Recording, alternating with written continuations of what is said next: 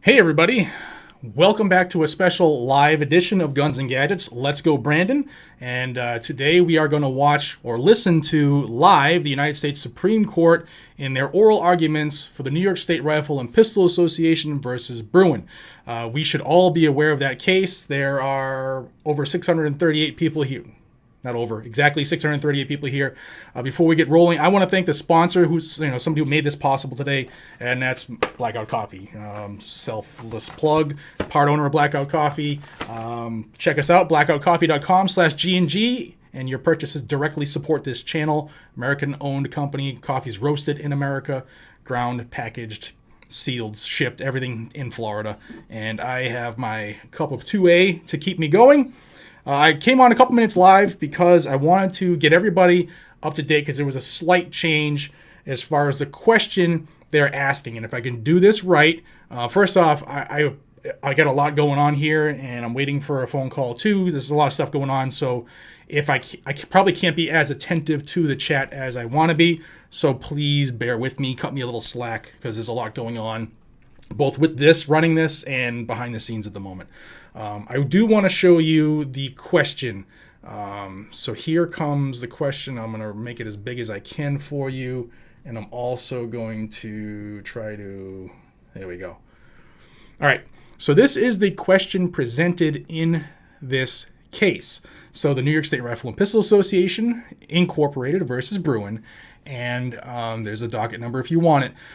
The question originally presented was New York prohibits its ordinary law-abiding citizens from carrying a handgun outside the home without a license, and it denies licenses to every citizen who fails to convince the state that he or she has a, quote, proper cause, end quote, to carry a firearm. In District of Columbia v. Heller, this court held that the Second Amendment protects the individual right to possess and carry weapons in case of confrontation. And there's a citation. In McDonald versus City of Chicago, the court held that this right, quote, is fully applicable to the states, end quote. There's your citation. For more than a decade since then, numerous courts of appeals have squarely divided on this critical question, whether the Second Amendment allows the government to deprive ordinary, law-abiding citizens of the right to possess and carry a handgun outside the home.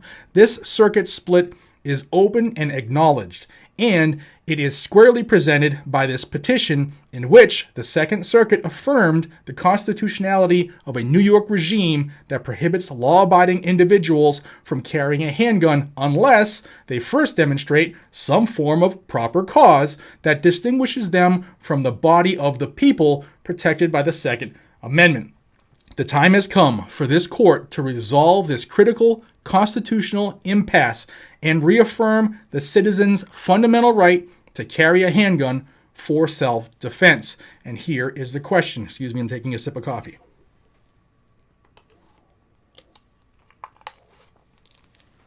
The question presented is whether the Second Amendment allows the government to prohibit ordinary law-abiding citizens from carrying handguns outside the home for self-defense. We all know the answer to that as an originalist. It is what it is. The document says what it says, period, point blank. However, not everybody thinks that way, which got us where we are today. So, it has been changed a little bit because this question that I just read to you was posed 2 or 3 months in a row at conference, and then they changed the question, the justices did, or the court did, probably one of the clerks, to this question.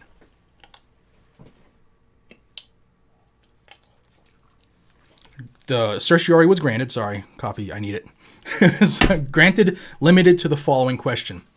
Whether the state's denial of petitioners' applications for concealed carry licenses for self-defense violated the Second Amendment. I'm going to come back to the main screen here and set up for my next screen I want to share with you. So give me a second. I'm a one-man band here. Boom.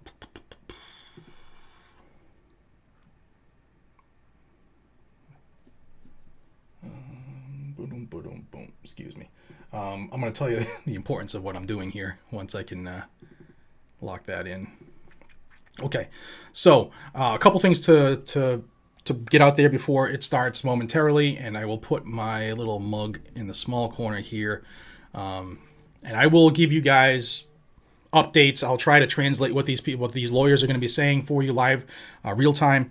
But the question was changed where it was a big, wide scope to like every law-abiding citizen should be able to carry for self-defense, and they changed the scope specifically to the two petitioners in this case. And while a lot of people are like, did they tip their hat? Did they show their hand? Or is it still going to be good? I think what they're doing is saying, like, if this state denied these people their right to carry, and they did concealed carry because that was what they were denied, but New York bans open carry. So this is going to be a concealed carry case unless after the case is decided, if we win, how the decision is going to be read. So it can change from here to there, but they're specifically looking at the denied concealed carry permits for these two people because they didn't show a just cause, which is illegal and unconstitutional. But here we are. So I am going to, like I said, we're going to broadcast this live. Supreme Court, they only do audio right now because the building, the court itself, the Supreme Court is closed because of the super flu. So they didn't even do this really before. You had to be in there or you had to wait for, people to describe it. Here we go. The Honorable, the Chief Justice and the Associate Justices of the Supreme Court of the United States. Oyez, oyez, oyez. All persons having business before the Honorable, the Supreme Court of the United States, are admonished to draw near and give their attention, for the court is now sitting. God save the United States and this honorable court. Here we go. Let me know how the audio is, guys. I'll try to adjust. Justice Gorsuch is participating remotely this morning. We will hear argument this morning in Case 2843, New York State Rifle and Pistol Association versus Bruen. Mr. Clement. Mr. Chief Justice, and may it please the Court, the text of the Second Amendment enshrines a right not just to keep arms, but to bear them. And the relevant history and tradition, exhaustively surveyed by this Court in the Heller decision, confirm that the text protects an individual right to carry firearms outside the home for purposes of self-defense. Indeed, that history is so clear that New York no longer contests that carrying a handgun outside of the home for purposes of self-defense is constitutionally protected activity. But that concession dooms New York's law, which makes it a crime for a typical law-abiding New Yorker to exercise that constitutional right. This court in Heller labeled the very few comparable laws that restricted all outlets for carrying firearms outside the home for self-defense outliers that were rightly condemned in decisions like Nunn against Georgia. New York likens its law to a restriction on weapons in sensitive places. But the difference between a sensitive place law and New York's regime is fundamental. It is the difference between regulating constitutionally protected activity and attempting to convert a fundamental constitutional right into a privilege that can only be enjoined by those who can demonstrate to the satisfaction of a government official that they have an atypical need for the exercise of that right. That is not how constitutional rights work. Carrying a firearm outside the home is a fundamental constitutional right. It is not some extraordinary action that requires an extraordinary demonstration of need. Petitioners here seek nothing more than their fellow citizens in 43 other states already enjoy, and those states include some of the most populous cities in the country. Those states, like New York, limit the firearms in sensitive places, but do not prohibit carrying for self-defense in any location typically open to the general public. I'm happy to continue by point. Mr. Clement, sorry to interrupt you. If we analyze this and use history, tradition, text of the Second Amendment, we're going to have to do it by analogy. This is Clarence Thomas, guys. So can you give me a regulation in history that is a basis, that would form a basis for legitimate regulation today? If we're going to do it by analogy, what would we analogize it to? What would that look like? Well, Your Honor, I suppose if you're going to reason by analogy, then you could, go back and you could find analogous restrictions relatively early in our nation's history about prohibiting certain types of firearms or having firearms or any weapon really, in certain sensitive locations. And I think you could reason in that way. Here, I think the reasoning works the opposite direction, which is you typically have a baseline right to carry for self-defense. And the only historical analogs that really restricted the right of a typical law-abiding citizen to carry for self-defense to the same degree as the New York law here were those laws, very few, typically post-Reconstruction laws, that purported to eliminate any right to carry openly or concealed. And those laws were essentially invalidated by every court that was applying an individual rights view of the Second Amendment. And those decisions, of course, were exhaustively considered by this court in Heller, and those decisions were praised for their understanding of the Second Amendment and the relationship between the prefatory clause and the operative clause. And equally important, those laws were set forth by this court and singled out by this court as the very few restrictions historically that were comparable to what the District of Columbia was doing in Heller. So if we look at you mentioned the founding and you mentioned post-Reconstruction, but if we are to analyze this based upon the history or tradition, should we look at the founding or should we look at the time of the adoption of the 14th Amendment? It's a good question by Clarence Thomas, guys. This is a setup for a softball pitch. So, Justice Thomas, I suppose if there were a case where there was a contradiction between those two, and the case arose in the states, I would think there would be a decent argument for looking at the history at the time of Reconstruction, and giving preference to that over the founding. I think for this case and for Heller, and I think for most of the cases that will arise, I don't know that the original founding history is going to be radically different from that at Reconstruction. But I guess what I would say is I do think that's about where it stops, because the point here isn't to look at history for the sake of studying history.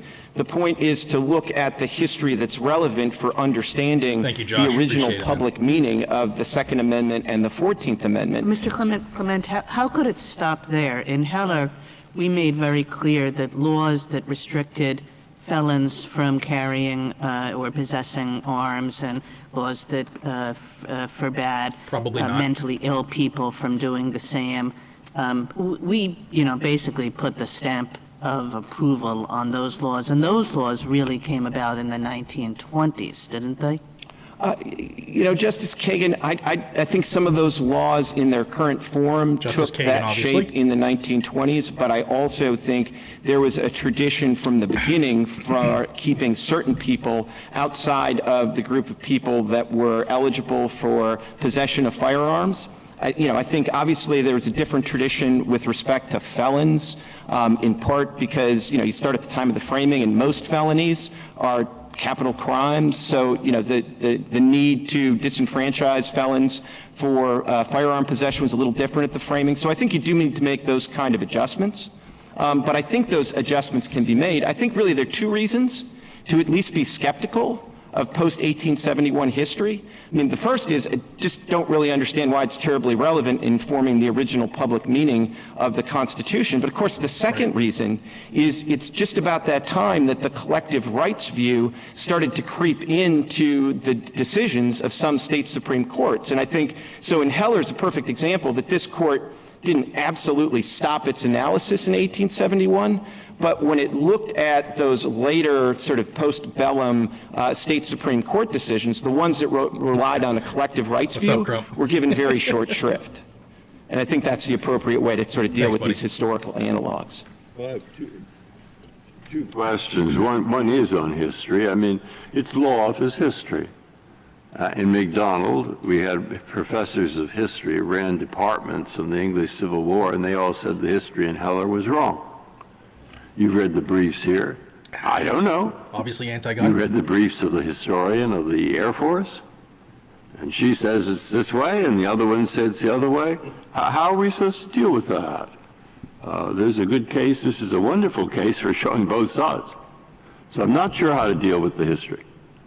My other question is I'm not sure what New York does. We're talking here about outside New York City.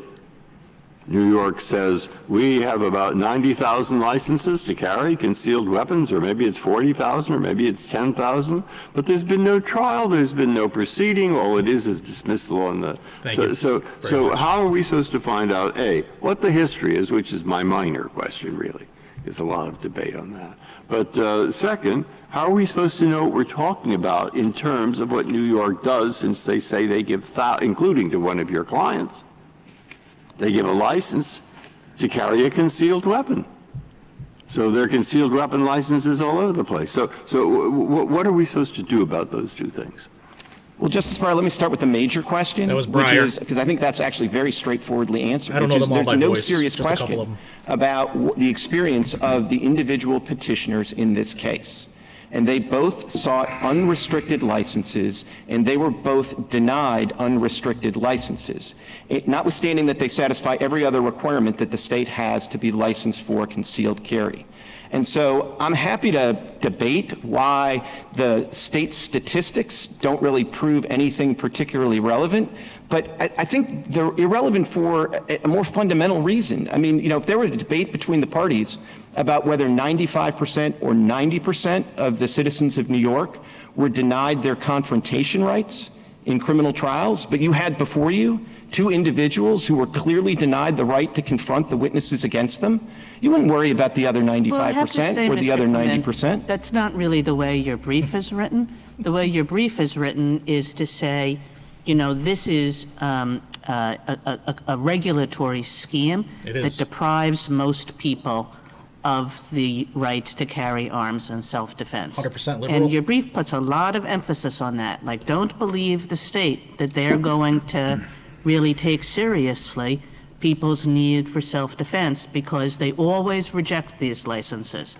If you had a bunch of statistics which suggests that the state is quite sensitive to people's need for self-defense and gives these licenses a significant amount of the time, you might think differently about the regulatory scheme, wouldn't you? I mean, that's the way your brief reads to me. Thank you, Bama. Well, Justice Kagan, 2 points. One is, I wouldn't feel any differently with respect to my two individual clients who were denied their right to exercise their Second Amendment rights. But more broadly, the reason I'm so confident that this regime is problematic on its face is because on its face, at least as interpreted by the highest court in New York, the requirement you need to show in order to carry concealed for self-defense, but not for hunting and target practice, is you have to show that you have a need for self-defense that distinguishes you from the generalized community, from the general community.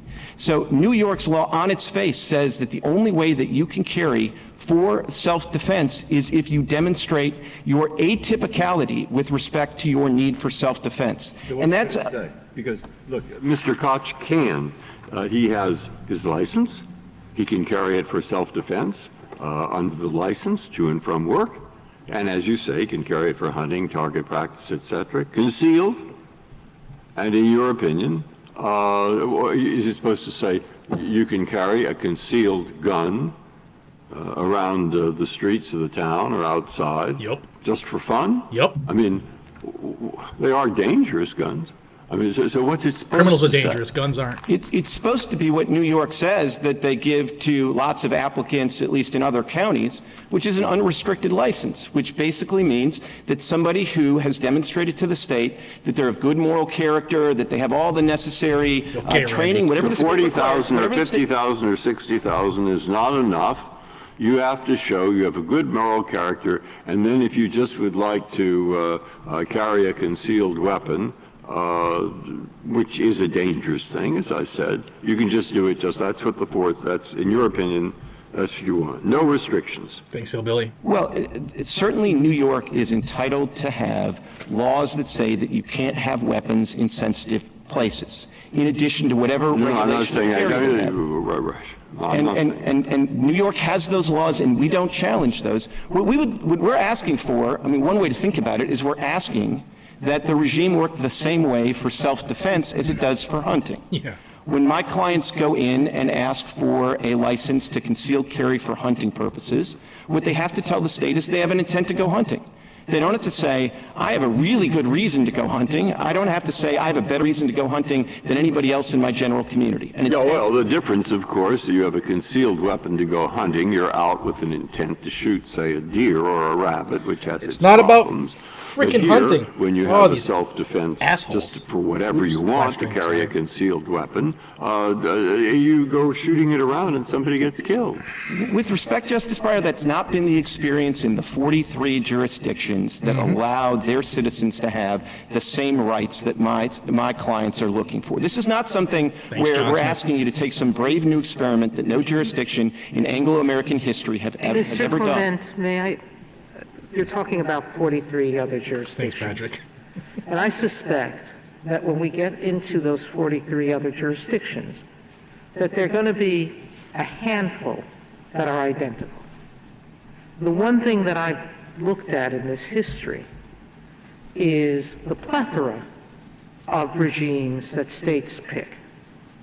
And that starts in English law, through the colonies, through Screw English law. post-Constitution to post-Civil This is in War England. We don't have to kings.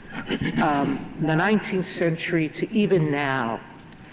Those 43 states that you're talking about, most of them didn't give unrestricted rights to carry in one form or another until recent times. Before recent times, there were so many different regulations. What it appears to me is that the history tradition of carrying weapons is that states get a lot Good of point, deference Josh. on this. And the one difference that you haven't addressed is, the question presented is, what's the law with respect to concealed weapons? In 1350, the British Parliament specifically banned the carrying of concealed arms. Yeah, well, we shot them in the In face. colonial America, at least 4, if not 5 states restricted concealed arms. After the Civil War, there were many, many more states, some included in their constitution, Thank you, Troy. that you can have a right to arms but not concealed. You can go to Alabama, Georgia, and Louisiana, which are now more open, are more free in granting the right to carry guns, Yeah, constitutional. but they prohibited you through their history concealed weapons, the carrying of concealed weapons. It seems to me We'll see, John. that if we're looking at that history and tradition with respect to concealed Jersey is arms, too close to call so that there far. is not the same requirement Democrat was in the that lead, there is though. in the home. One of the things Heller pointed to was there were few regulations that prohibited the carrying or the keeping of arms in homes. But that's not true with respect to the regulations about keeping of arms outside of homes. Putting aside the prohibitions, regulations on sensitive places, regulations on the types of people, it seems to me that I don't know how I get past all that history 'Cause you're a fool. without you sort of making it up and saying there's a right to control states that has never been exercised in the entire history of the United States, Really? as to how far they can go in saying this poses a danger. So, Justice Sotomayor, there's a lot to that question. I'll try to take it, sequentially if I can. She should read this. Let's start with concealed carry restrictions. I mean, it is true that during time periods where open carry was allowed, that some states did specifically restrict concealed carry. Thank you, Strong on Right. the precise theory that if we allow you to carry open, then if you're carrying concealed, you're probably up to no good. And Heller did exhaustively survey those cases. And what it concluded is that if a state allows open carry, then it can prohibit concealed carry. I suppose vice versa. But you're asking us to make the choice for the legislature. We're only looking at concealed here. We are not asking you to make that. And Well, yeah, you are. Nice because you're try. conditioning history on a different fact. I don't think we're asking for anybody to make that choice. In fact, the relief we've asked for is to have an unrestricted license because under New York law, as it currently exists, Sotomayor. that's the only way that you can have a carry right for a handgun. But in framing our relief in the complaint, we framed it so that there are other relief consistent with the decision. So if New York really wanted to say, no, we have a particular problem with concealed carry, notwithstanding that traditionally that's the only way we allow people to carry. If they want to shift to an open carry regime, they could do that consistent with everything we've said here. Now, I don't think anybody expects that to happen because if you look at the New York law specifically, it's a law that prohibits the carrying of handguns except for permit holders. And then its provisions about permit holders speak specifically to concealed carry. So that's why we've framed our request the way we have. But what we're doing, I think, is completely consistent with the majority decision in Heller's analysis of the historical cases, which said that those very few states that tried to prohibit both concealed carry and open carry, and so gave no outlet for the right to carry a firearm for self-defense outside the home, those were the laws that the Heller majority identified as being analogous to the D.C. restriction in Heller that was invalidated. I do know Thanks, David. that many of the laws conditioned or retain the right of the state to decide which people were eligible. And the historians to carry the arms, that you had to be subject to the approval of the local sheriff or the local mayor, etc. And during the Civil War, that was used to deny black people the right to hold arms. Yep. We now have the 14th Amendment to protect that. But why is a good cause requirement any different than that discretion that was given to Thank you, local Michael. officials to deny the carrying of firearms to people that they thought it was inappropriate, whether it was the mentally ill, Pocket Constitution and or Declaration. any other qualification? That's how I see the good cause, as fitting in within that Get them on Amazon for tradition. like $1 or something. So let me make a point about how it's so different from that tradition, but then also let me make a historical point. It's radically different to say that if you are a typical New Yorker, so you satisfy every other qualification, you're not a felon, you don't have any mental health problems, you've done everything else we've asked you, but you are typical in the sense that you don't have an atypical need to carry for self-defense. Right, John. I don't think there's any historical analog to that. As to the historical examples, with all due respect, I don't think I read the surety laws the same way that you do. Those surety laws, which were only in place in a minority of jurisdictions, but nonetheless, I think they help us. Because those surety laws, first of all, start with the proposition that Thanks, there's Billy. a baseline right for every person, every member of the people protected by the Second Amendment to carry. And what they do is if somebody essentially as a complainant can come into court and say that somebody has a propensity to use them in an offensive or violent way, then if you satisfy a neutral fact finder, then you don't automatically get to disarm that person. You put them to the choice of posting a surety, and then they can continue to possess their firearms. Thanks, Mr. Martin. Clement, Appreciate in you, your bro. opening, you talked about the right applying in any location typically open to the general public. I'd like to get some sense about what you believe could be off limits, like university campuses. Could they say you're not allowed to carry on a university campus? So, Mr. Chief Justice, I think the answer to your question is yes. And I think that what I would say, though, first of all, is the language I was talking about, any location open to the general public, that's right from the license denial on Joint Appendix page 41. So there wasn't loose language on my part. That's right there from Thanks, where T-Mac. we are told in capital letters where we cannot carry. Any location, all caps, typically open Well, what to... sort of place do you think they could be excluded from? In other words, you can get a permit, but the state can impose certain restrictions. It's a gotcha For example, any place in which alcohol is served. So They say you cannot carry your gun into any place where alcohol is served. So, Mr. Chief Justice, I think probably the right way to look at those cases would be look at them case by case and say, okay, in this court in Heller, for example, said sensitive places include government buildings and schools. I think those you can probably tap into a pretty good tradition. Thank you, Lance. I think any place that served alcohol would be a tougher case for the government. I think we would have a stronger case.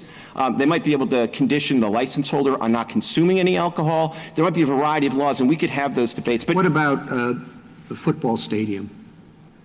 I think, again, football stadium, you'd probably take it on its own and look to the historical analogs. But here's, I guess, if I could offer some general Stadium's a principles. private frickin' building. I think there's two principles. One is, restriction of access to the place. Thank you, Sean. Is something that I think would be consistent with the way government buildings have worked and schools have worked. Not any member of the general public can come in there. They restrict access with or without a gun. If you're an adult that has no business to be in a school, you're excluded. So I think that's a factor that would support treating that as a sensitive place.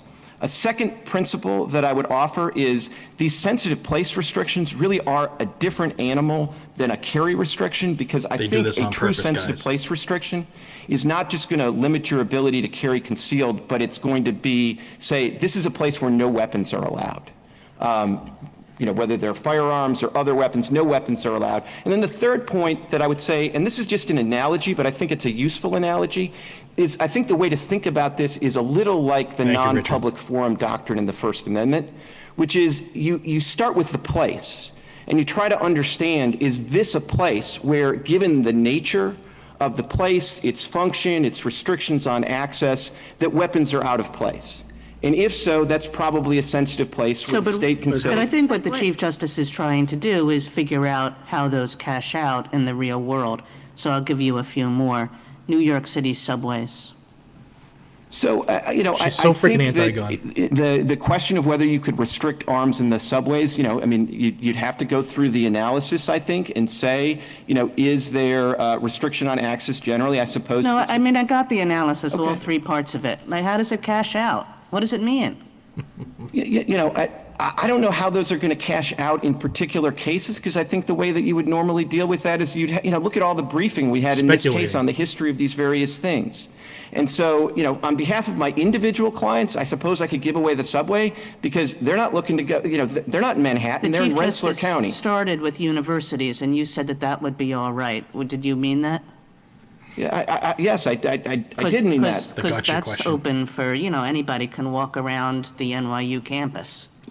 Well, NYU doesn't have much of a campus. I would go back to New York, and I think you'll find that that's wrong. Similarly, the Columbia campus. Columbia's got a campus, and I don't know whether they restrict access at all. And maybe, if they don't restrict access to parts of the campus, maybe those are parts of the campus where they wouldn't enforce the policy anyways. The point I'm trying to make, But you can't say, there are 50,000 people in one place, a ballpark. There are 50,000 people in one place. They're all on top of each other. We don't want guns there. That's, you couldn't, the city or the state couldn't do that? Did you hear that? I think they might well be able to, because again, you can't get into Yankee Stadium without a ticket. I'd have to understand many of these, I don't know every jurisdiction. I don't know enough about Yankee Stadium, but, a lot of these stadiums are not run by the government anyway. So if a private entity wants to restrict access, there it is. I don't know where the state action is for there to be a second. Suppose the state says no protest or event First that Amendment. has more than 10,000 people. First Amendment. I think that might be trickier. Maybe they could justify that under strict scrutiny, but I don't think that would be a sensitive places. But why not? I guess it's about the level of generality. All these questions that Justice Kagan's asking you or that the Chief asked you, if you concede, as I think the historical record requires you to, that states did outlaw guns in sensitive places, 100%. Can't we just say Times Square on New Year's Eve is a sensitive place? Thank you, Doc. Because now we've seen, people are on top of each other. We've had experience with violence. Appreciate so you, we're bro. making the judgment. It's a sensitive place. So here's what I would suggest, that the right way to think about limiting guns in Times Square on New Year's Eve is not as a sensitive place, but as a time, place, and manner restriction. And that might be a perfectly reasonable time, place, and manner restriction. Criminals don't follow laws. But I don't think that's the sensitive places doctrine, as I understood it, from, and obviously it's a brief reference in the Heller decision, so I may not fully understand it. But I understood that those were certain places where there were just no weapon zones all of the time because of the nature of that institution. And I think it's probably worth thinking about rallies and Times Square. There may be restrictions, but they would be done under the rubric of time, place, and manner. Could we start with the purpose of the personal right to keep and bear arms? And the core purpose of that right, putting aside the military aspect, is self-defense. Silly, because they probably don't need to. They know what's going on. Could we analyze the sensitive place question by asking whether this is a place where the state has taken alternative means to safeguard those who frequent that place? If it's a place like a courthouse, for example, a government building where everybody has to go through a magnetometer and there are security officials there, that would qualify as a sensitive place. Now, that doesn't provide a mechanical answer to every question, and but would that be a way of beginning to analyze this? Thank you, Paul. Appreciate you, man. Justice Alito, that might be a way of analyzing it. The reason I'm a little bit reluctant to go that route as opposed to really think about the nature of the place and the restrictions that are associated with its core activity is because I worry that if you went that direction, then the state would say, well, this part of the city, we have a lot of police officers, and so you really don't need to exercise your own individual self-defense right there because we have your back. And I don't think hit the like button, guys. Let's get this out to more people. Would be, but continue. Well, I think my friends would tell you that, the whole city of New York is that way. And I think there are a lot of people in New York, and New York may have a lot of reasons to have regulations that are a little bit different Twice as many people as likes. in upstate New York, where my individual petitioners reside. But I don't think that they can take all those people in New York and deny them of their fundamental constitutional rights. How do we do this? Justice Breyer? How? Fundamental constitutional so far we've been, to my mind, I think NYU does have a campus. You're not certain. All right? Sean, they're going to be blocked by you too. In New York City, do three things at once, man. So you can people try, should but have considerable freedom to carry concealed weapons. I think that people of good moral character who start drinking a lot and who may be there for a football game or some kind of soccer game can get pretty angry at each other. Responsibility. And if they each have a concealed weapon, while you're concealed carrying. And there are plenty of statistics in these briefs. Stupid-ass judge. To show there's some people who do know. And a lot of people end up dead. Okay? Boom. So, what are we supposed to do? To sort of float around, like with NYU, and say, hey, this is the rule. It seems to work out in upstate New York. We don't know, of course, and we do know that your client is carrying a concealed weapon because he has a right to in some instances, and even following Heller. And following the history, which I thought was wrong, even so, what are we supposed to say, PJ. in your opinion, that is going to be clear enough? Thank you, Hank. That we will not produce a kind of gun-related chaos. So, Justice Breyer, I would sort of point you to two things that maybe would give you some comfort. One is the experience of the 43 states, and there are amicus briefs on both sides getting into the empirical evidence, but there really isn't the case that those 43 states that include very large cities like Phoenix, like Houston, like Chicago, Brent, under the video, they have not had demonstrably worse problems with this than the 5 or 6 states that have the regime that New York has. So that's one place to look. The other place that I think you would find something persuasive there is their own amicus brief on their side by the city of Chicago. Because the city of Chicago is in a shall-issue jurisdiction. Yep. And the city of Chicago goes on to sort of, essentially brag about all of the ways that they've done consistent with that regime to reduce crime in Chicago that probably doesn't have a direct analog in downstate Illinois. But of course, one of the problems with this case. I mean, most people think that Chicago is like the world's worst city with respect to gun violence, Mr. Clement. It is. Chicago and their corporate And Chicago doesn't think that, but everybody else thinks it about Chicago. And nobody thinks that about Phoenix, and nobody thinks that about Houston, and nobody thinks that about Dallas, and nobody thinks that about San Diego, which, even though it's in a restricted state, is a shall-issue jurisdiction. Thank you, Mr. Clement. Justice Thomas, anything further? Mr. Clement, where does Mr. Nash live? Mr. Nash lives in Rensselaer County, New York. Is that close to NYU? That is nowhere near NYU, Justice Thomas. And I think if you look at the county website, they talk about their 153,000 people spread over 955 square miles. And yet that's the context in which my individual clients are being denied their Second Amendment rights. Justice Breyer, anything further? Justice Alito? Justice Sotomayor? Counselor, your client is permitted to, Mr. Nash, one of the two, to carry when engaged in outdoor activities of any kind, like camping, hunting, and fishing on back roads, with the few substantially lesser number of people. Tell me how many places in Rensselaer County, Sean, if you hit the $sign does under your the chat, client have we'll do a self-defense risk? Well, I mean, you can donate that way through YouTube. Sorry, at what trying to do three point things. Thank you. do we look at the restriction and the burden it places? Meaning, yes, I'm sure it has a center of town. I'm sure it may have a shopping center or two, but it's not like he's totally restricted from carrying a gun. He's just restricted from carrying one basically in those sensitive places. Because the rest of his home is pretty distant from other homes. Thank you, Poo-Poo, again, man. Thank you.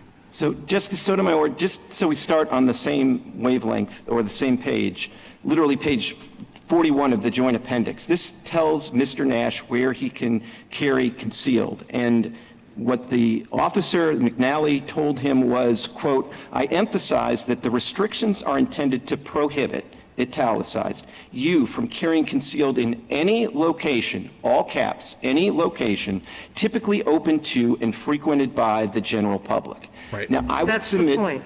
that's a pretty broad number of places in Rensselaer County, and it would include, I fear, most of the roads in the county at night when you're traveling and might think that you have a need. I mean, if Mr. Nash has a relative whose car breaks down and has to have a change of tire and he wants to go out and assist them with that and wants to make sure that he is in a position to defend himself, I don't think he can do it consistent with this license restriction. And at the end of the day, I think what it means to give somebody a constitutional right is that they don't have to satisfy a government official that they have a really good need to exercise it or they face atypical risks. 100%.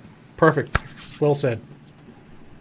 They're speechless. Perfect. Well said. Justice Kagan, anything Hit further? that like button, please. Mr. Clement, you said, I think in passing, that it would be fine if New York banned open carry so long as it allowed concealed carry. Is that correct? Thank you, Brian. Certainly that's consistent with the relief we're looking for. We're looking for some outlet to exercise our constitutional right to carry firearms outside the home. How is it consistent with the history? I mean, the history seems very clear to me that it's sort of like the exact opposite of how we think about it now. In other words, that there are lots of places that wanted people to display their arms as a matter of transparency, and what they prohibited was the concealed carry. So I'm thinking, like, if you look to the history, you end up with a completely different set of rules from the ones that you're suggesting with respect to concealed versus open. And it's an example, I think, of the difficulties of looking to history, where people were operating on such different, to use your term, wavelengths. So, Justice Kagan, first of all, I would have thought that, we'd sort of cross the bridge to use history in this context in Heller. But if we're going to look to history, I actually think if... Mr. Clement, the question is how to use history. And, where do you look? How far do you look? Do you look to the 1920s when all these felon laws Recent were passed, history. as well as public purpose laws of exactly the same kind as New York? So one question is, how far up do you look?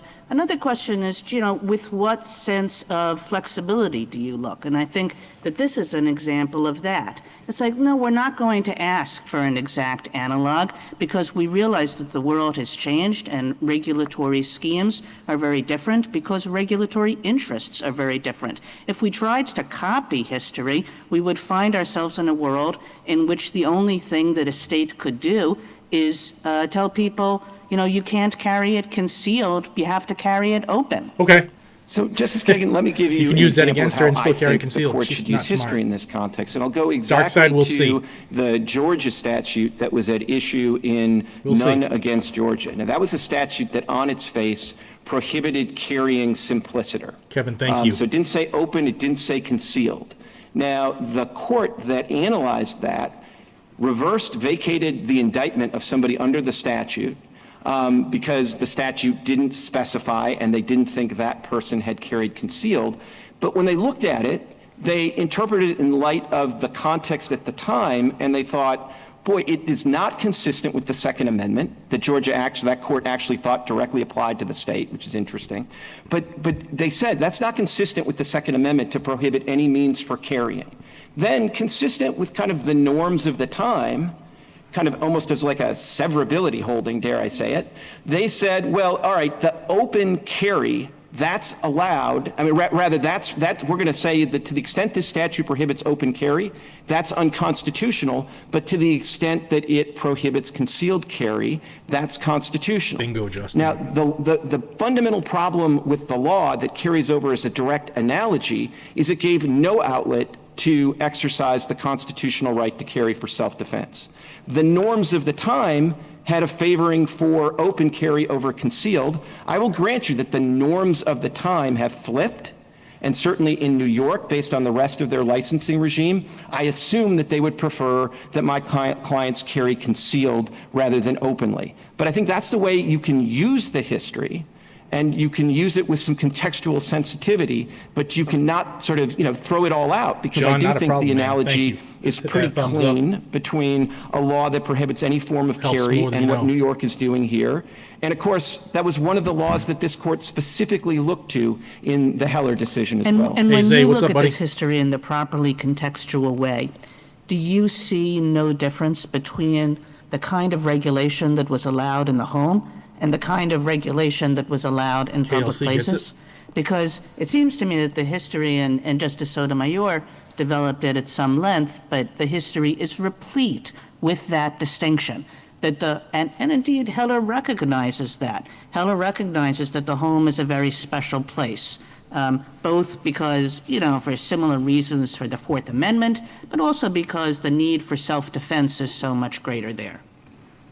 So I think in terms of, I'm not going to tell you that the context doesn't matter at all. I mean, take sensitive places law, right? They don't really affect the keep right the way that they Tony's affect the spot carry on, man. right, unless you try to say the entirety of Manhattan is a sensitive place, and then they might affect both. But in general, the analysis is going to be slightly different. But I would say that, I don't think those differences are material here. I think if the district, instead of just banning handguns inside the home, Dorian, had adapted boom. a permitting regime that required district residents to show that they had an atypical need to possess a handgun inside the home, I'm not sure anything in Heller would have been different, because it's just inconsistent with a constitutional right to either ban the exercise of it or say that it's a privilege that you can only exercise if you show that you are atypical from the rest of the people who are equally protected by the constitutional right. Thank you. Neil Gorsuch coming up. Mr. Clement, are you able to hear me? Yep. Loud and clear. Right.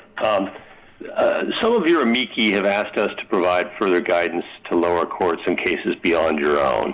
And Thank so you, putting Jay. aside your case for the moment, they pointed out that some lower courts have refused to apply the history test, for example, and said they will not extend Heller outside the home until this court does. Other courts have applied intermediate scrutiny and variations of that.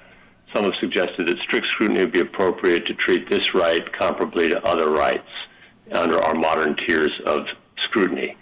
I'd just be curious what views you have about all that. Thank you, Justice Gorsuch. I think we would start with the idea that text, history, and tradition is an appropriate way to deal with this right. That's what the court said in Heller. I think this court would allow the court to make clear that the same analysis applies outside of the home. And I think this case, like Heller, is such an outlier that the court wouldn't have to say too much more unless it wanted to. I think if it wanted to, though, it would already, I think, go a long way to correcting some of the mistakes in the lower court to say that text, history, and tradition is the test, not part Bill, of the test, you, but the test inside and outside the home. And if this court prefers to go the level of scrutiny route, I would simply say two things. One, we would prefer strict scrutiny as being consistent with a fundamental constitutional right. But even if it's going to be intermediate scrutiny, probably the single most important thing to remind the lower courts is that intermediate scrutiny requires narrow tailoring. And a law like this that takes a person who has no proclivity whatsoever, unlike the surety laws, to misuse firearms, and says you simply can't carry them for self-defense anywhere frequented by the public because you haven't demonstrated an atypical need. I mean, that's about as untailored a law as I can imagine. I think if you did one of those two things, either make clear that it's text, history, and tradition outside the home as well as inside, or made clear that narrow tailoring is an integral component of the test, that would go a long way to clearing up some of the confusion in the lower courts. And I know you've had a substantial debate with your friends on the other side about the Statute of Northampton. We haven't heard about that today, and I just wanted to give you a chance.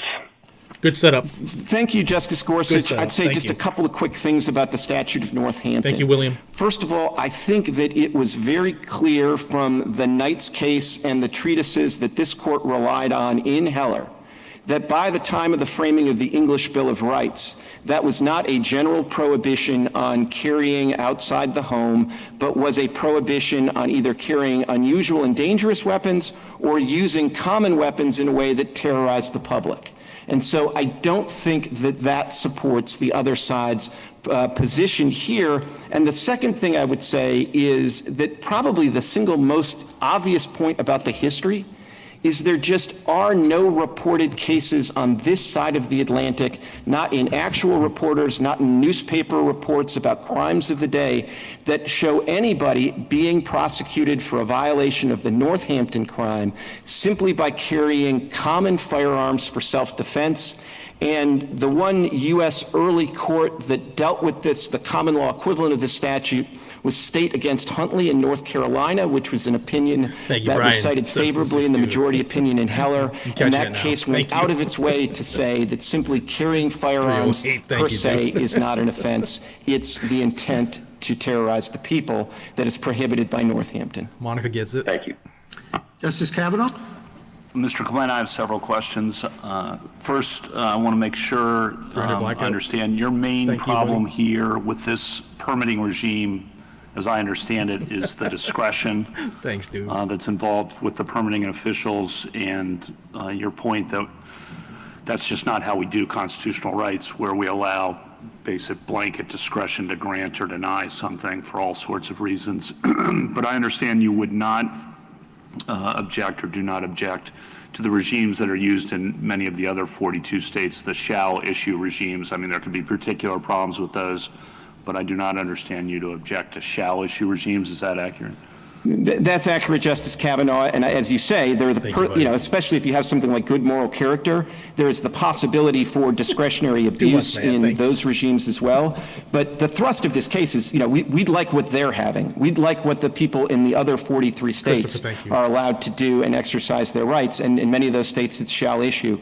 And that is, of course, New York purports to have effectively a shall issue regime with respect to hunting. The only other caveat I wanted to add is it's the discretion combined with the atypicality requirement. So if they came up with some, sort of like magic wand that gave them a precise reading of typicality, And so there was no discretion, but the standard was still, at the end of the day, you have to show that you are atypical from the rest of the people protected by the Second Amendment. We would have a problem with that as well. So that was the shall issue regime with an question atypicality requirement would be no good in your view. Exactly, even if it could be somehow, if you could come up with some objective standard of typicality. Okay, and the issue before us, as I understand it, is the permitting regime. We don't have to answer all the sensitive places questions in this case, some of which will be challenging, no doubt. Is that accurate? That's 100% accurate, and there's sort of a market test of the accuracy of that, which is New York does have sensitive place laws, and we have not challenged them in this litigation. And then to follow up on Justice Thomas's question and also Justice Gorsuch's, we should focus on American law and the text of the Constitution, and we don't start the analysis in a vacuum, but we start it with the text, which you say grants a right to carry, and then historical practice only took 59 minutes to justify certain kinds of regulations, but the baseline is always the right established in the text. And there'll be tough questions as the arguments revealed about what the historical practice shows, but the default or baseline is the text.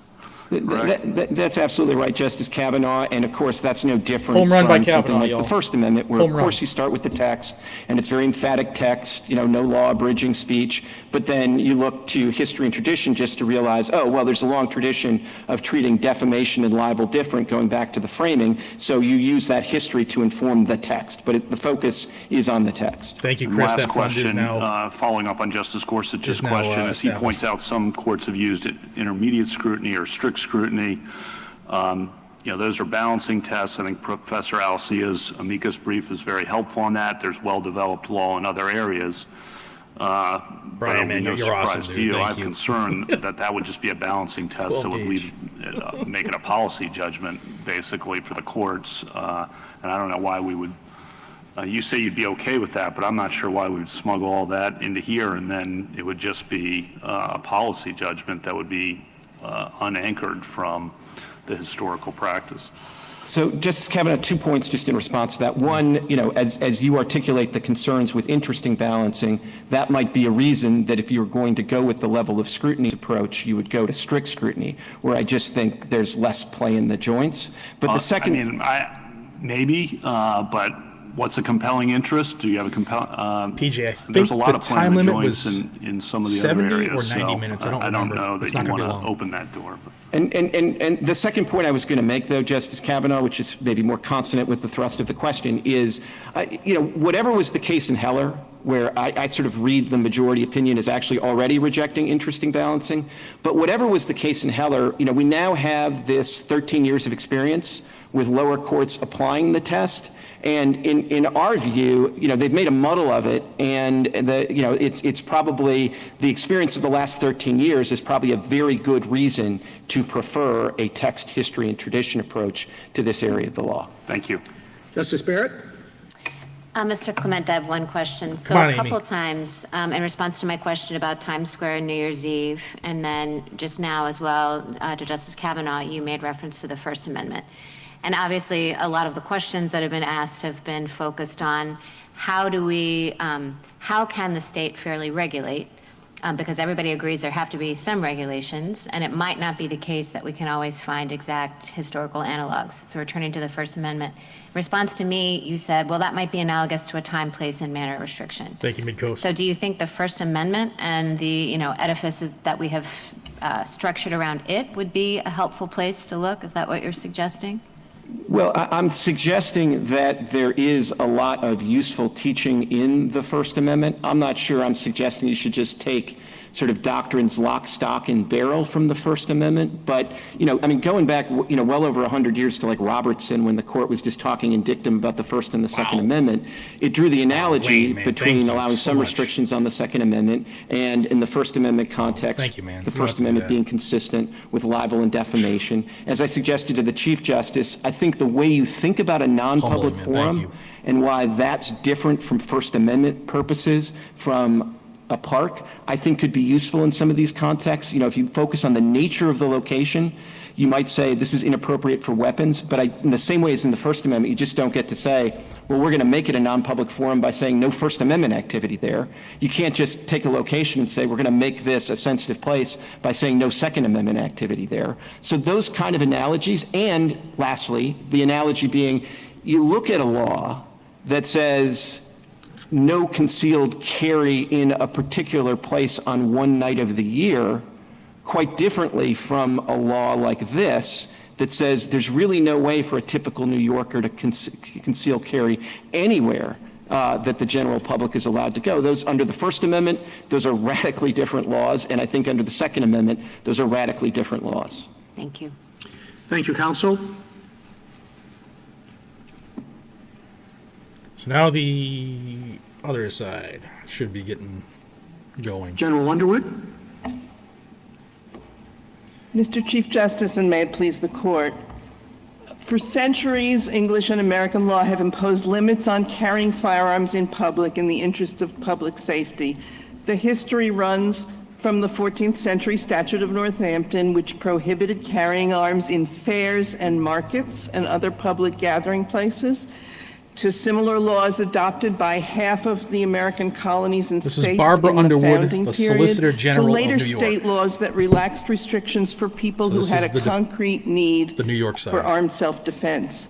Starting as early as the early 1800s, states began taking different approaches to regulating firearm carrying in public. Some states provided that a person who carried firearms in public without reasonable cause could be arrested and required to post a bond. Other states made it a misdemeanor to carry a handgun without reasonable grounds to fear an attack. Other states and territories banned carrying handguns in towns and cities altogether, or restricted it to situations of immediate threat. And in the early 1900s, many states made good cause a requirement for a license to carry a concealed handgun, while also prohibiting, in some cases, the open carrying of handguns. In total, from the founding era through the 20th century, at least 20 states have at one time or another either prohibited all carrying of handguns in populous areas or limited it to those with good cause. Thank you, Edward. New York's law fits well within that tradition of regulating public carry. It makes a carry license available to any person, not disqualified, who has a non-speculative reason to carry a handgun for self-defense. Thank you, Terry. New York is not an outlier in the extent to which the state restricts the ability to carry firearms in public, and it's not an outlier in asking a license applicant to show good cause for a carry license. She doesn't know about Heller? Many ordinary people have received Or carry McDonald licenses in changed New all York of that. State. If the court has questions about how the law works in practice, it should remand for fact-finding. And if the court finds the history ambiguous, it should review the law under intermediate scrutiny and uphold it. Strict scrutiny, it's a right. General Underwood, you seem to rely a bit on the density of the population. You say, I think, that states like New York have high-density areas. And the implicit in that is that the more rural an area is, the more unnecessary a strict rule is. So when you suggest that, how rural does the area have to be before doesn't matter your restrictions He's setting her up, but it doesn't matter. Apply? Well, I think the way the New York statute works is consistent with a reasonable rule, which is that there's not a cutoff, there's not a number at which things change, but that licenses, unrestricted licenses, are much more readily available in less densely populated upstate counties than they are in dense metropolitan areas. And that is a virtue of the system of having licenses handled by licensing officers who are part of the local community and who take the density of population into account, as well as the many other factors. Well, Mr. Nash lives in quite a low-density area. That's why I'm interested in where your cutoff is. So why was he denied? It's one thing to talk about Manhattan or NYU's campus. It's another to talk about rural upstate New York. Doesn't matter. He actually lives in what I would call an intermediate area. He lives in Rensselaer County, which is not that far from Albany, and it contains the city of Troy and a university and a downtown shopping district, but it also contains substantial rural areas. And that is precisely what the licensing officer here was taking into account when he made the differentiation between, don't take it to the shopping mall, don't take it downtown, but you can take it in the sort of backcountry areas. Yes, Dan. General, you mentioned that the gun is, I guess permits are more readily available in a less populated area. Unrestricted permits. Unrestricted permits are more readily available in less populated areas, yes. Now, Heller relied on the right to defense as a basis for its reading of the Second Amendment, or that was its reading. Now, I would think that arises in more populated areas. Thank you. Out in the woods, it's pretty unlikely that you're going to run into someone who's going to rob you on the street. On the other hand, there are places in a densely populated city where it's more likely that that's where you're going to need a gun for self-defense. And, however many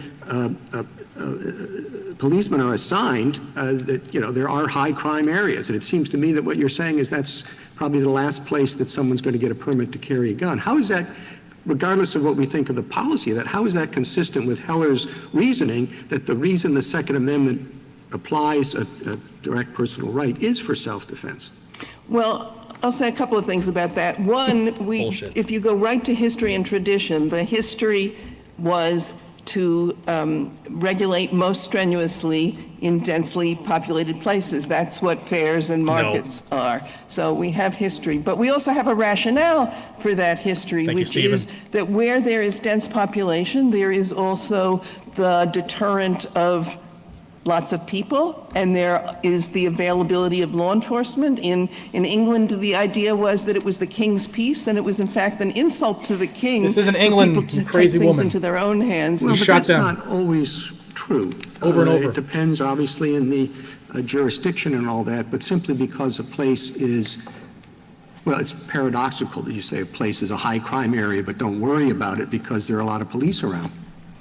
Well, and the other thing is that these regulations are all an effort to accommodate the right, to recognize and respect the right of self-defense while regulating it to protect the public safety. And in areas where people are packed densely together, as the questioning that just happened displays, the risks of harm from people who are packed shoulder to shoulder all having guns are much more acute than they are. Oh, sure, and I can understand, for example, a regulation that says you can't carry a gun into, Giant Stadium, just because a lot of things are going on there, and it may not be safe to have for people to have guns. On the other hand, if the purpose of the Second Amendment is to allow people to protect themselves, that's implicated when you're in a high crime area. It's not implicated when you're out in the woods.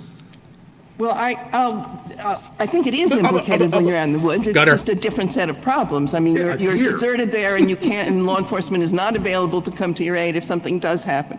But well, how many muggings take place in the forest? Bingo. Good question.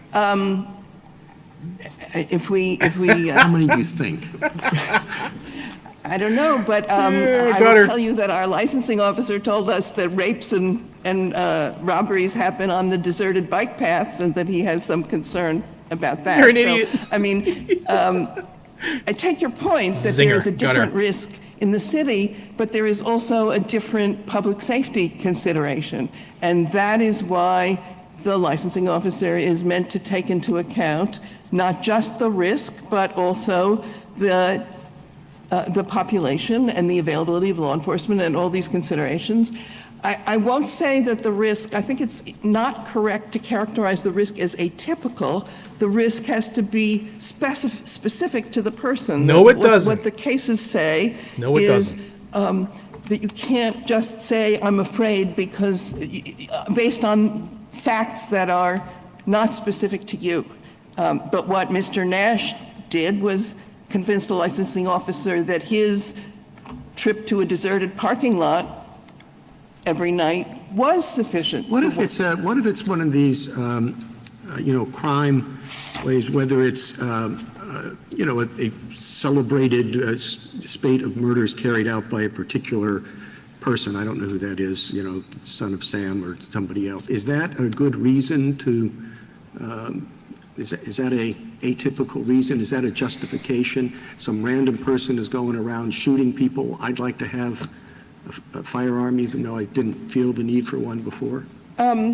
Well, I think that it would have to be brought home to you in particular, to your route, to your parking lot, to your, your apartment building. That's not what it says in the Second Amendment. Something specific to you, rather than it's happening in the world at large. That's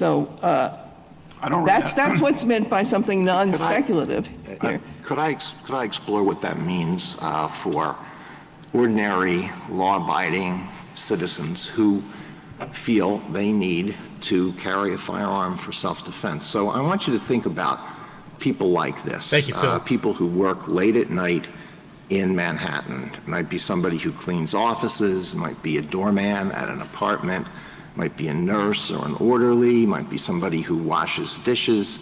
None of these people has a criminal record. They're all law-abiding citizens. They get off work around midnight, maybe even after midnight. They have to commute home by subway, maybe by bus. When they arrive at the subway station or the bus stop, they have to walk some distance through a high crime area, and they apply for a license and they say, look, nobody has said I am going to mug you next Thursday. However, there have been a lot of muggings in this area and I am scared to death. They do not get licenses. Is that right? That is in general right, yes. If there's nothing particular to them, that's right. How is that consistent with the core right to self-defense, which is protected by the Second Amendment? Because the core right to self-defense doesn't, as this court said, doesn't allow for all to be armed for all possible confrontations in all places. No, it doesn't, but it doesn't mean that there is the right to self-defense for celebrities and state judges and retired police officers, but pretty much not for the kind of ordinary people who have a real felt need to carry a gun to protect themselves. Well, if that ordinary Mr. Nash had a concern about his parking lot and he got a permit, I think the extra problem in Manhattan is that your hypothetical quite appropriately entailed the subways, entailed public transit, and there are lots of people on the subways even at midnight, as I can say from personal experience, and the particular specter of a lot of armed people in an enclosed space. There are a lot of armed people on the streets of New York and in the subways late at night right now, aren't there? I don't know that there are a lot of armed people. No? How many people with illegal guns, if that's what I'm talking about. Yeah. How many illegal guns were seized by the New York Police Department last year? Do you have any idea? I don't have that number, but I'm sure it's a substantial number. But the people, all these people with illegal guns, they're on the subway, they're walking around the streets, but the ordinary, hardworking, law-abiding people I mentioned, no, they can't be armed. Gutter. Well, I think the subways when there are problems on the subways, are protected by the transit police is what happens, because the idea of proliferating arms on the subway is precisely, I think, what terrifies a great many people. The other point is that proliferating guns in a populated area where there is law enforcement jeopardizes law enforcement, because when they come, they now can't tell who's shooting, and the shooting proliferates and she's full of it. Accelerates. And 24 years on the job, she's full of it. That's why there's a substantial law enforcement interest in not having widespread carrying of guns. On the standard of particular to them, like, just to follow up on the other questions, why isn't it good enough to say I live in a violent area? Again, and again. And again. I want to be able to defend myself. Well, what happens in these license hearings is that a question is asked, what exactly do you mean? Because the statistics. it depends on how large an area you describe. Thanks, You could Chris. say, I live in a violent area, and that could be all of New York City, or it could be your particular neighborhood. And the closer it gets to your particular neighborhood, the better your claim is, or your block. Now, I know that one of the petitioners made an assertion about robberies on his block. I also know that there was a hearing about that, and he evidently did not convince the licensing officer that they were sufficiently recent or relevant or couldn't be dealt with adequately by his own premises license, which he would be entitled to have without any Premises license is bullshit. justification or proper cause at all. So what I know happens is that those claims are examined by a licensing officer. Now, this gets to Thank you, Barbie. to questions about discretion and whether that's effectively handled, but Well, that's the real concern, isn't it, with any constitutional right? If it's the discretion of an individual officer, that seems inconsistent with an objective Hit the like button, y'all. Share it. constitutional right. I mean, what if you're a runner and you say, I run a lot? And as you correctly pointed out earlier, there are a lot of serious violent crimes on running paths. It's a real problem. Is that good enough? Sean. probably. I mean, that's the And I counterpart to Nash's claim. But Probably, if that's though. the question, that is not the way this case was tried. That's not the way this claim was framed. And if the question is, does the system actually Thank you, operate CBA. in the way that we're describing, then this case should be remanded for a hearing to determine whether it does. Oof, they got her. And what's the problem with the shall issue regimes from your perspective that exist in many other states, including very populous states, Florida, Illinois? Problem with the shall issue regimes is that they multiply the number of firearms that are being carried in very densely populated places, and there is a much higher risk, without assuming any ill intent on the part of the carriers of weapons. They greatly proliferate the likelihood that mistakes will be made, fights will break out. But has that happened in those states? No, it can you hasn't. make a comparative judgment? Good question. Because it seems like before you impose more restrictions on individual citizens and infringe their constitutional rights based on this theory, Bingo. you should have to show, well, in those other states that have shall issue regimes, actually there is a lot more accidents, crime, and I don't see any real evidence of that. Yeah, I think there is a brief from the social scientists that addresses this, but this law has been in place since for over 100 years.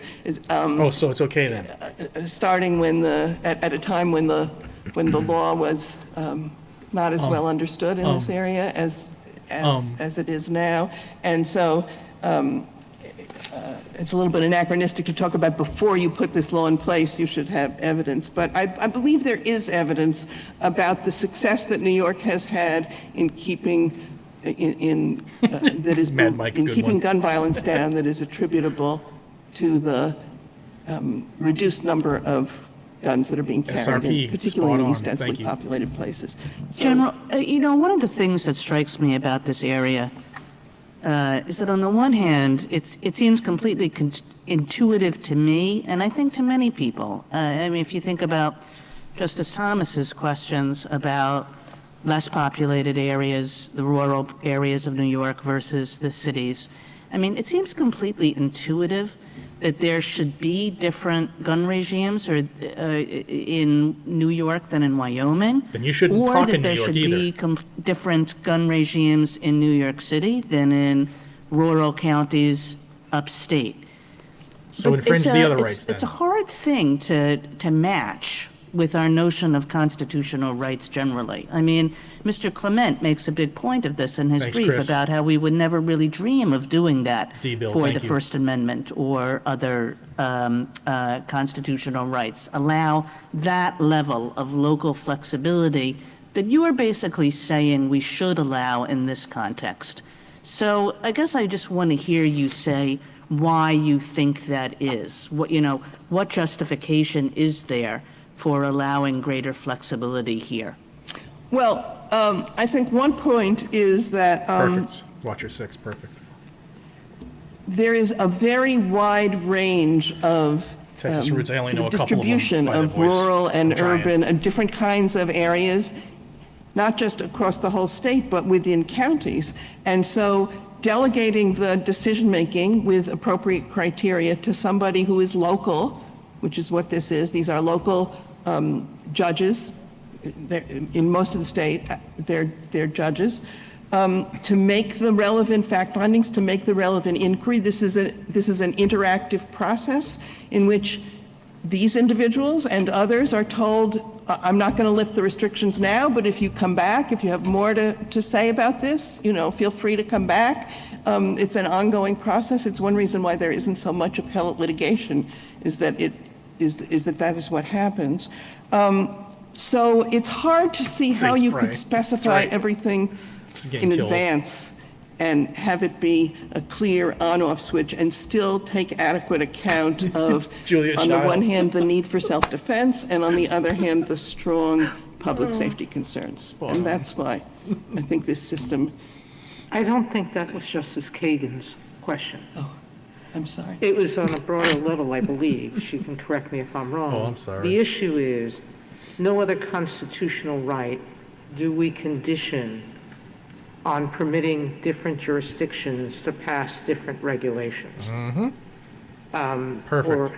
But do we have any other constitutional right whose exercise in history Spot on, Tony. has been as varied as gun possession and use?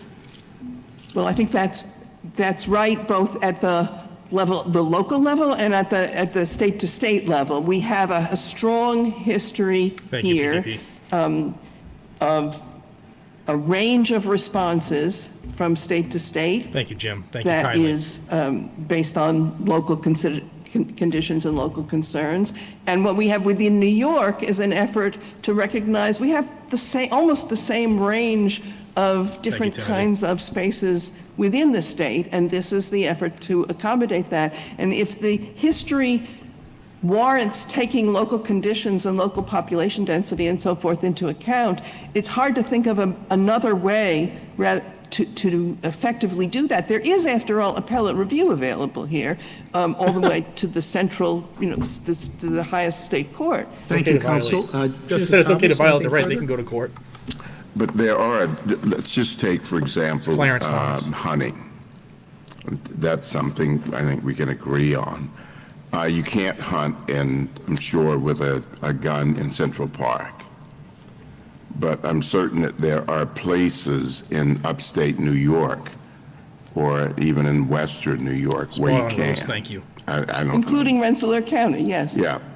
So I think what we're asking is if that you can have that difference for the purpose of hunting specifically, why can't you have a similar tailored approach for Second Amendment based upon if it's density in New York City, if that's a problem, the subway, then you have a different set of concerns in upstate New York. Thanks, D.S. Traxon. Well, hunting permits work for particular locations, for particular areas, but it's all one statewide regime. I mean, regime. She just admitted it. And so to here, she's terrible. Licenses are handled locally. It's not exactly the same, but it's the same model that licensing of handguns to carry a handgun for self-defense is handled locally under a single set of criteria, but with reference to local conditions. God, she's bad. Frazzled. They got her. Justice Breyer? Are we considering here just the upper state New York law? We're not considering New York City, are we? I don't see any reason to be considering New York City. Okay, so it's not in the case. Petitioners are not from... They're not. Okay, all right. Now, if you're trying to get uniformity, doesn't the First Amendment, isn't it filled with local statutes use the word may? Parade permits, event permits. Lift and wait, thank you. So It's not special. Can you think Correct. about In the areas where permitting happens, which includes First Amendment areas, it could be parades, it could be solicitation for charity. There are various areas where First Amendment activity is. So what I'm driving towards, and I thought also there is a brief here, I think it's the social scientist, remember the name of it, which says in instances where, and they do it statistically, they are more liberal in allowing people to carry concealed weapons who are good character people, and there is a greater risk of a crime or harm, where that happens, there are more deaths of innocent people. What is that brief? I'd like to go back and look at the figures. Yeah, I believe it is a brief of social scientists, but... All right, I'll find it. Yeah. But do you think it's useful to, were we to have a trial, could we go into that? I mean, I think the great problem would be, fine, let's have some absolute rules, uniform national rules. I'm not sure we have those in the First Amendment, but assume we do. What are they? What are those rules? Well, I think they would end up being factors that have to be taken into account because the range of situations is so different, both on the need side, on the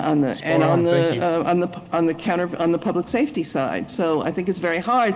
In fact, that's one of the things that I think is hard about the suggestion that a sensitive place regime could replace a system like this. If you had a guess on how many concealed carry licenses are given in the area under consideration, upstate New York or outside of New York City, in a given year or around, any way you want to put it, are they in the tens of thousands?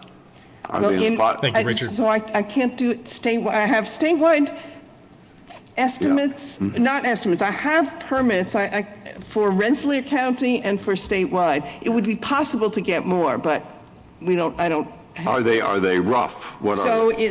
And this is in footnote, George sees a Solicitor General from New York 10 State. of our brief. In the 2-year period, 2018 to 2019, in the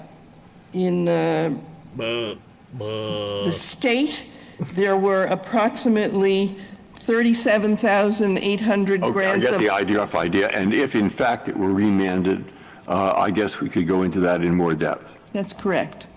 That's correct. We have the grants. Of course, there are licenses that weren't granted in those years that are still valid, so that doesn't tell you how many licenses there are out there altogether. The thing we had to estimate was the grant rate because we don't have application data. We had to estimate that from other information, but we have the permits. Justice Alito?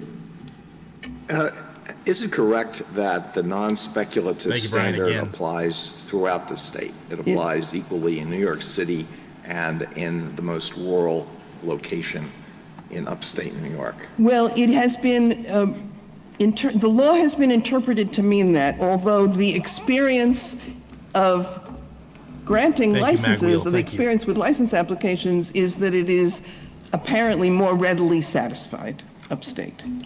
So the individual officers have a degree of discretion.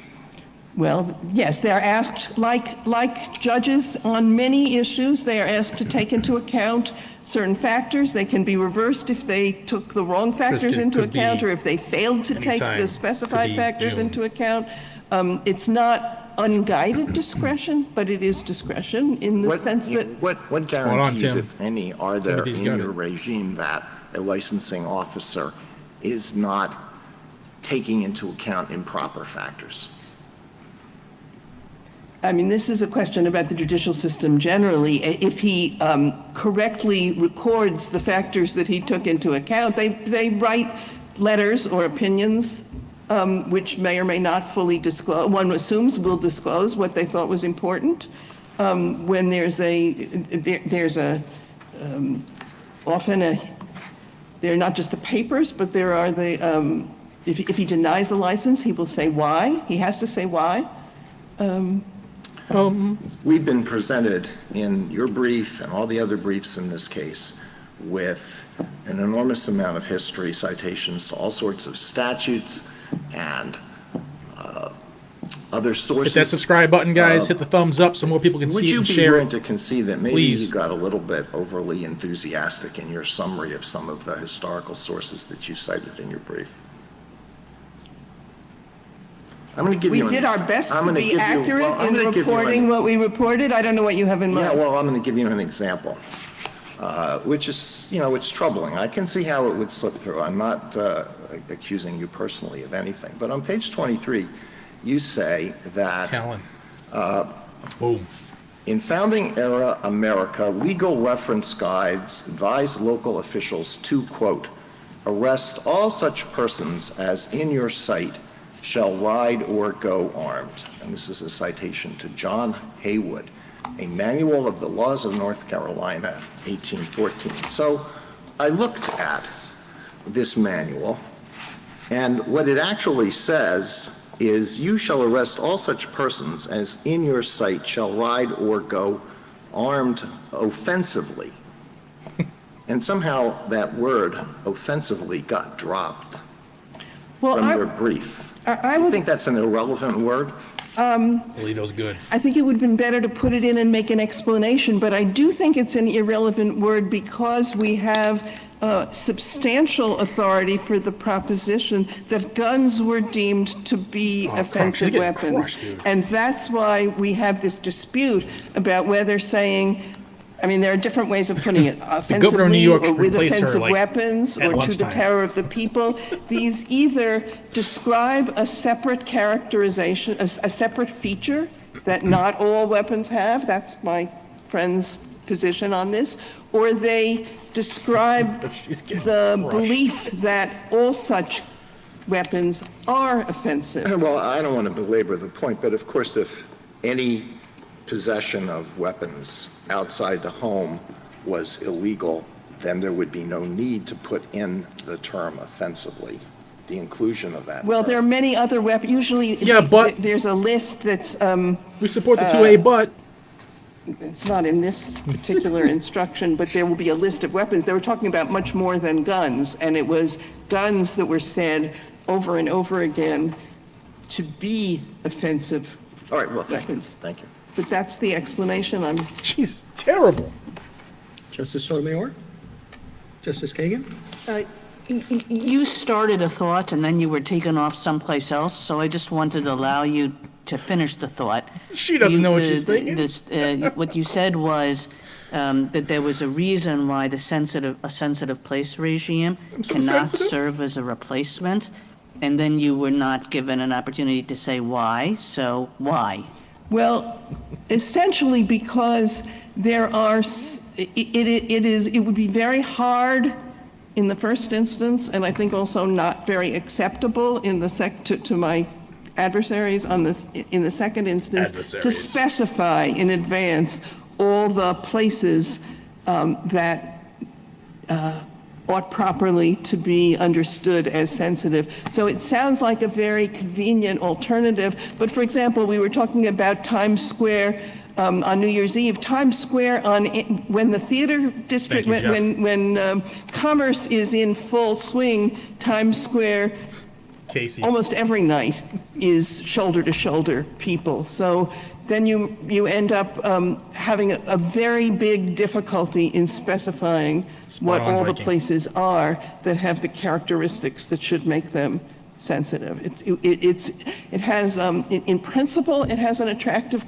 quality to it, but in implementation, I think it would be unsuccessful. Justice Gorsuch? No further questions. Thank you. Justice Kavanaugh? She screwed up enough. We're done. Justice Barrett? I have one. General Underwood, do you think Heller was rightly decided? Amy Coney Barrett. Here we go. Good question. I think there is a lot of support C2, historically and otherwise for it, so I'm Chris, thank you. Quite content to treat it as rightly decided. I think there was an argument on the other side too, but that's true about many of. So it's an individual right then. She just admitted she agrees to that come before this court. I have no quarrel with Heller. Do you think that we are bound by the way that we characterized history in that opinion? You know, Mr. Clement has pointed out that in some respects, the way that we treated, say, the Statute of Northampton and is different from the way that you argue that we should interpret that and the follow-on, statutes in the colonies. You argue that we should understand those in some other cases differently than we did in Heller. Are we free to do that? I think you are, because I think the Heller decision made very clear that it was not deciding anything other than the right to keep arms in the home. In the course of arriving at that decision, it necessarily said a lot of other things that led to that decision, but I don't think they are controlling, or I think the opinion itself says we're not trying to do a full exegesis of the whole Second Amendment right, and there's more to be done, and it would be odd and really inconsistent with general practice to treat every sentence or every reference to a historical source as controlling for all time, as distinguished from for the purposes for which it was invoked. Thank you, General. Thank you, General.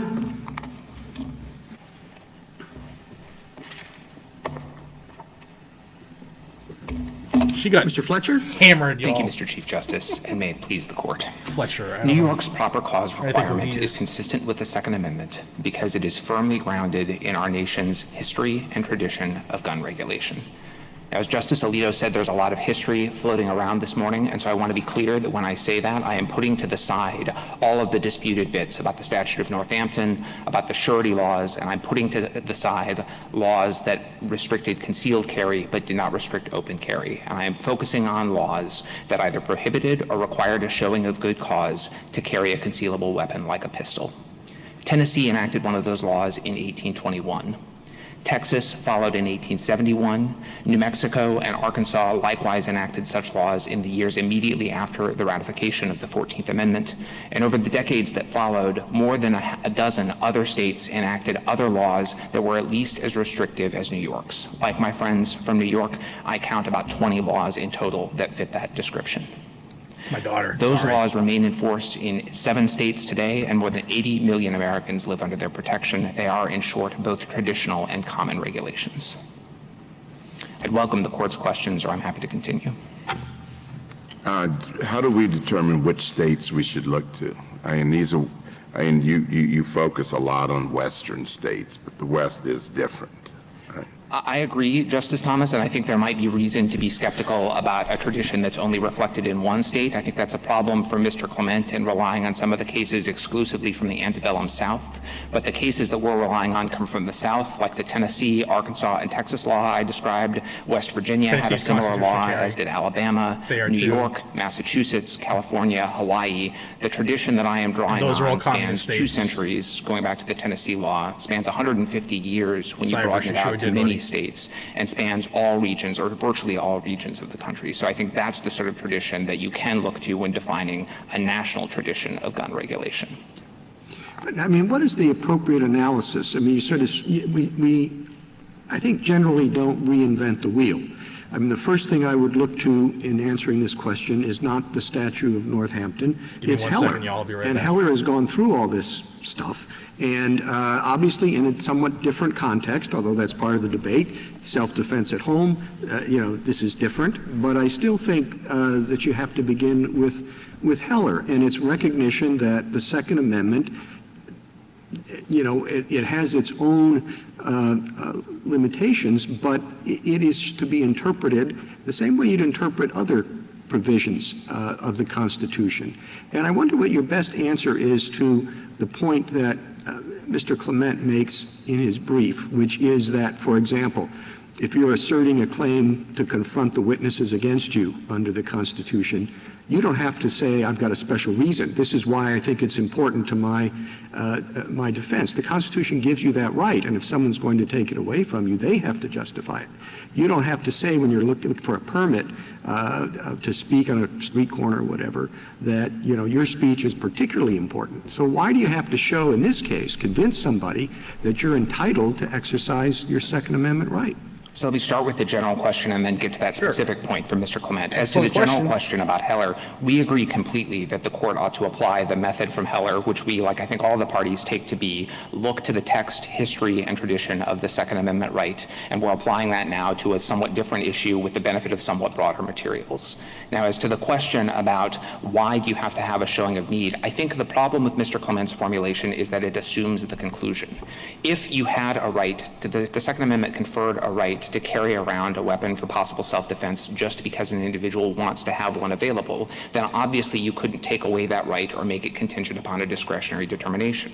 But the whole question is whether the Second Amendment right to keep and bear arms confers that right to have a pistol with you for self-defense, even absent a showing of demonstrated I'm not need. sure that's right. I mean, you would, regardless of what the right is, it would be surprising to have it depend upon a permit system.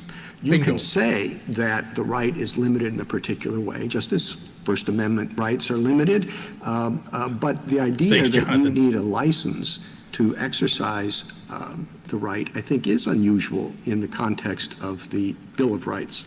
So I agree with that, but I think I heard even Mr. Clement in response to a question from Justice Kavanaugh say he doesn't have a quarrel with licensing regimes in general. And I think what that is one illustration of is that the Second Amendment has a distinct history and tradition, and that the way to be faithful to the Second Amendment is to be faithful to that history and tradition and not to draw analogies to other rights with their own histories and traditions. Well, there's licensing and there's licensing. Maybe it's one thing to say we need to check, make sure you don't have a criminal record, make sure that all the other things you can check on, but not that we assume you don't have a right to exercise your.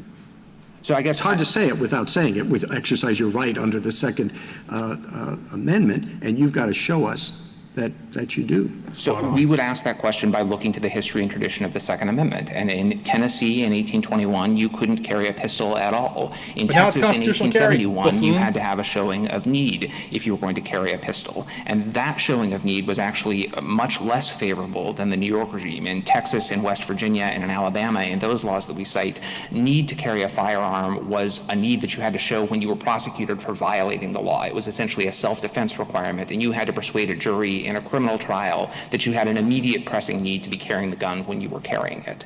The laws, of which New York's is one, but by no means the only example, that began to become more prevalent in the 20th century, said we're going to make that determination of need ex ante. We're going to require a showing of good cause. New York has done that for a century. I'm sorry, Justice Kavanaugh. This might be a level of generality issue, but I think Mr. Clement responded to some of what you're saying on history and tradition by saying you have to look at carry laws more generally. Isaac. And there was open carry traditions in a lot of those states. And so that I think he followed up by saying, so open carry is one option, shall carry permit regimes for concealed carry another option, but what you can't have is no open carry and simply a may issue discretionary regime that will, in practice, he says, limit the right. So can you respond to that? Yeah, I meant to be taking that into account in the account of history that I'm giving you. So the Tennessee laws refer specifically to carry publicly or privately. Texas, the same story. If I were here defending a regime that just prohibited concealed carry and allowed open carry, I would have many, many, many more states. But I'm focused on just this type of law, and even there, our submission is there's a substantial history and tradition of that kind of regulation. It's not the sort of outlier that the court confronted in Heller and There's only 8 states that are may issue, so and if I could speak to, Mr. Clement has spoken some about the case law from the 19th century and has suggested that laws like these were struck down. And with all respect to my friend, that's not correct. The cases that he is relying on are primarily dicta. The 2 cases he has that actually struck down laws, the 3 cases that he has that actually struck down laws are the Nunn decision from Georgia, which struck down a law that was banned even the keeping of pistols. The court did say in dicta that open carry was required, but the law was actually much more restrictive than that. The Andrews case that he relies on and that Heller relies on as well is actually more helpful to us because the court upheld a prohibition on the carrying of belt or pocket pistols. And it prohibited a ban on revolvers only because the court construed that ban to be so broad that it would prohibit even carrying it around your house. And in the very next sentence, the court said, but of course the legislature, if it wanted to, could regulate the carrying of that firearm publicly. And then when you turn to laws like the ones that we have here, which include some sort of self-defense exception, either ex ante or ex post, the trend in the cases is in favor of upholding their constitutionality. We've cited about 6 decisions from the 1800s and the early 1900s, including the Duke and English cases from Texas, the Isaiah case from Alabama, the Haley and Fife cases from Arkansas, and the Workman case from West Virginia, all of which upheld those laws. And Mr. Clement's answer to those decisions is that they rested on the erroneous understanding that the Second Amendment or its state equivalents protected only the right to use arms in the militia. But that is not what those cases say. They do not stop by saying that the defendants were not militiamen and so had no rights. The Texas cases in particular, in Duke and English, say that the law makes all necessary allowances for self-defense by including the type of exception we described earlier. And so our submission is that that body of case law that New York law carries forward is part of our nation's history and tradition of firearms regulation, and that New York ought to be allowed to continue to make the choice that it has made. And we understand, and there's force to Mr. Clement's argument, that other states have made other choices. Justice Alito made powerful points about how some individuals have a powerful claim to have a gun for self-defense. But the question before the court is, of all of the different approaches to these difficult issues that states and other jurisdictions have taken over our nation's history, is this one that the Second Amendment takes off the table? And our submission is that when it's an option that New York has and other states have had for a century or more, and that traces as far back as some of the laws that I've been discussing into our nation's history, that's an option that is consistent with our tradition of gun regulation and is an option that ought to be available to the states. Justice Thomas? Justice Breyer? And Justice Alito? Is it correct that the Sullivan Law was an innovation when it was adopted? It was relatively new. I think the Sullivan Law was 1911. The licensing requirement at issue here was 1913. I think Massachusetts had done something similar in 1906. Hawaii did its as well in 1913. And we view those as lineal descendants and, in fact, improvements upon the sort of Texas laws, which made you prove self-defense at the back end rather than giving you a chance to demonstrate it up front. And there's a debate about the impetus for the enactment of the Sullivan Law. Is there not? There are those who argue, and they cite support for this interpretation that a major reason for the enactment of the Sullivan Law was the belief that certain disfavored groups, members of labor unions, blacks and Italians, were carrying guns and they were dangerous people and they wanted them disarmed. Mm-hmm. There have been those arguments made, and there's certainly evidence that those sentiments existed in New York at the time. I have not seen things that persuade me that those were the impetus for the Sullivan Law, and to the extent that that was a question, I think the fact that similar laws have been enacted and maintained, not just in New York and not just at that moment in time, but in a number of different states throughout the country, throughout large swaths of our nation's history, is a good reason to believe that this is not just prejudice, that this is a legitimate regulation. I think one more question about the major point that you've made this morning, which is that there are scattered statutes, local ordinances, judicial decisions from various points in the 19th century, extending into the 20th century, the early 20th century with the Sullivan Law and the other laws that you mentioned that are inconsistent with Mr. Clement's argument. But what does that show about the original understanding of the right that's protected by the Second Amendment? Would we be receptive to arguments like that if we were interpreting, let's say, the First Amendment or the Confrontation Clause of the Sixth Amendment? Would we say, well, you can find a lot of state laws and state court decisions from the 19th century, early 20th century that are inconsistent with a claim that is made based on the original meaning of a provision of the Bill of Rights, and that shows that's what that was understood to mean at the time.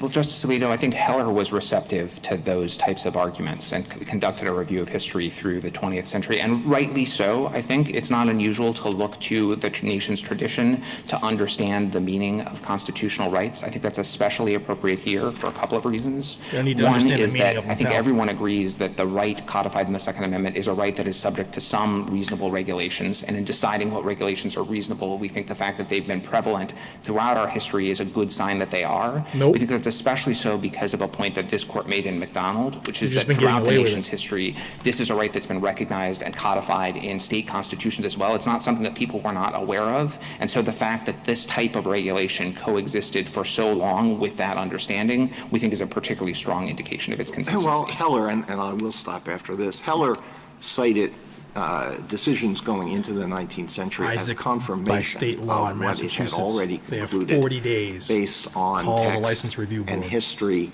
or at the or Firearms Record before Bureau. the Call the time Firearms of the Record Bureau. adoption of the Second Amendment. It said this is what it was understood to mean at the time, and it's further evidence that this is what this right was understood to mean because it kept being reaffirmed by decisions that came after. But I find it hard to understand how later decisions and statutes, particularly when you start to get into the late 19th century and early 20th century, can be used as a substitute for evidence about what the right was understood to mean in 1791 or 1868, Good question, Chairman, if you isn't think that's the relevant date.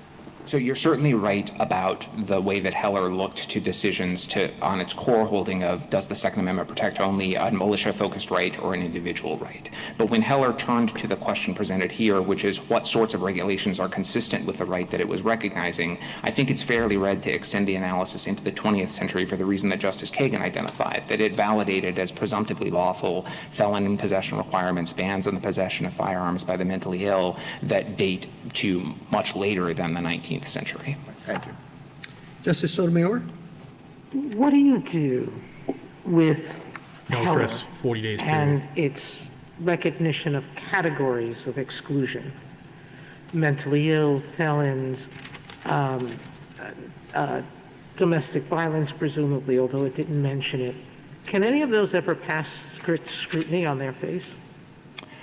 I don't know. I think the lesson from Heller, though, is that you don't need to apply strict scrutiny or any other level of scrutiny because those are the types of regulations that are validated by our nation's history and tradition of gun regulations. And so we would take that lesson from Heller as exemplifying the proper mode of analysis and apply it here as well. So what do you Heller do was with vague on that. They didn't say that. Your Mr. Clement's view that the essence that Heller says is that you do have some sort of right outside of the home to guns for self-defense.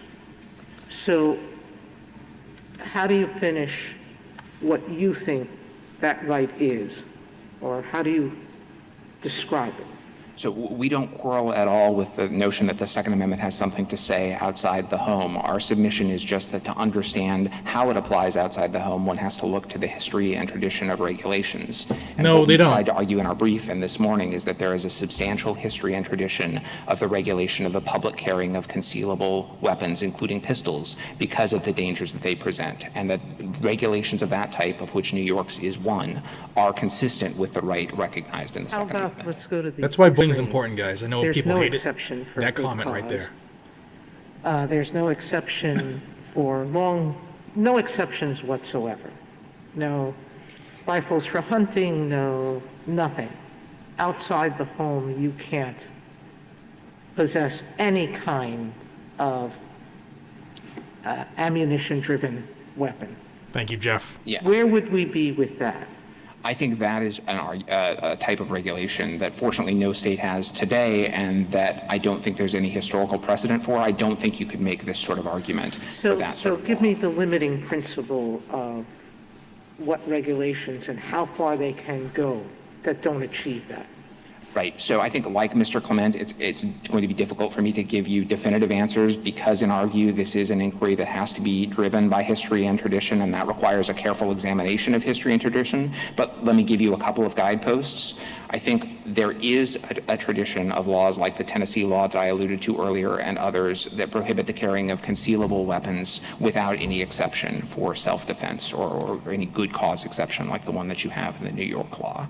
So we think, and Judge Bybee for the en banc Ninth Circuit concluded after an exhaustive historical analysis, that those types of regulations are consistent with the Second Amendment. But I acknowledge that that's a tougher historical case to make than the case that you can make with respect to laws like New York's that include self-defense exceptions. Thank you. Justice Kagan? Mr. Fletcher, I think I probably should have asked General Underwood this question, but I forgot. Yeah, because she would here have you screwed are. it all up. And the United States also has law enforcement officers, even though they operate differently from sort of the cop on the beat. But I'm just wondering if there is anything that you could say, any evidence that you can share. Are there studies? Is there information about how this actually affects how getting rid of this regime in the way that Mr. Clement would want this court to do, how it affects policing, how it affects the ability of police officers to keep the streets safe, and how it affects their own safety. Is there information about that? Are there studies? There are. I think the best place I can point you to for studies are some of the amicus briefs, including the social scientist brief that Justice Breyer discussed with my colleague, General Underwood. In terms of sort of the United States' perspective specifically, I don't have any sort of quantifiable statistics. What I can tell you is that we do share the concern behind the New York law, which is the concern that having more guns on the street does complicate and increase the danger inherent in citizen law enforcement encounters. We do think that's a real concern, and it's one of a number of real concerns that are reflected in the law that New York has. Do police officers stop people in the same way in notwithstanding whether it's a New York regime or a more permissive regime?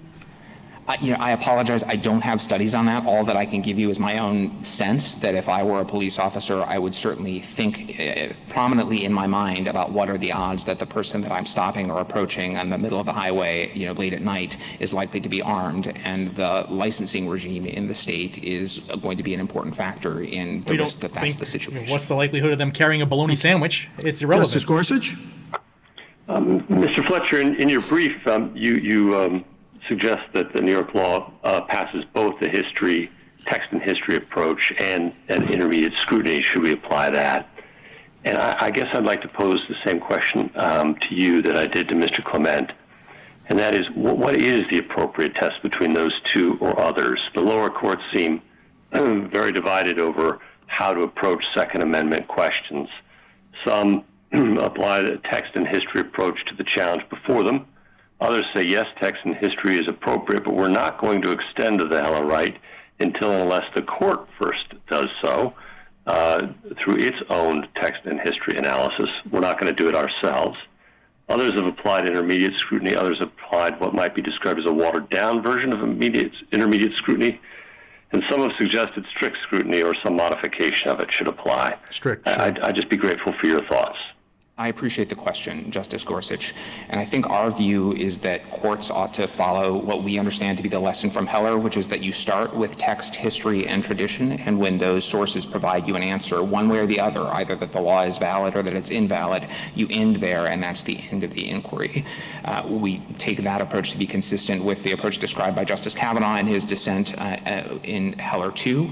I think the one place where we might differ from him a little bit is that we think there may come a point, especially as when courts confront new regulations, where history gives out, where it's not possible to draw those historical analogies anymore. And at that point, our suggestion is that the way to be faithful to history and tradition is to look to the broader method that you find in that history and tradition. And the method that we find in a half dozen or so cases from the mid-1800s that we cite is to ask whether the law is a reasonable regulation. And as we explain in our brief, we think that the modern judicial method that is most faithful to that approach is a form of intermediate scrutiny. Thank you. Justice Kavanaugh? Thank you. Mr. Fletcher, appreciate your focus on history and tradition, and want to explore that and get your thoughts on one thing. As you say, there is a history and tradition, and it exists to the present day of permitting regimes. And so the issue before us will have effects, but it's a narrow legal issue of shall issue versus may issue, and it'll have substantial effects. But there is a tradition of permitting regimes.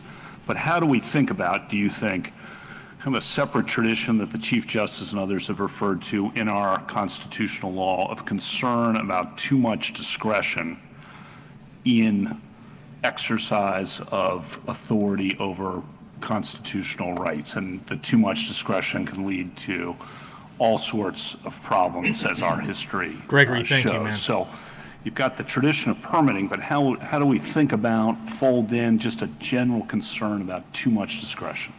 So I appreciate that concern. I think here's how I would think about it. First, I would say there is a substantial history of discretion in this particular area, starting out with juries in the Texas and West Virginia type regimes that I talked about now, moving into permitting officers. I think that's inherent in any system. If you say a permit is going to be conditioned upon a showing that you have a genuine, specific need for self-defense, then someone's got to make the decision about whether or not you've made that showing.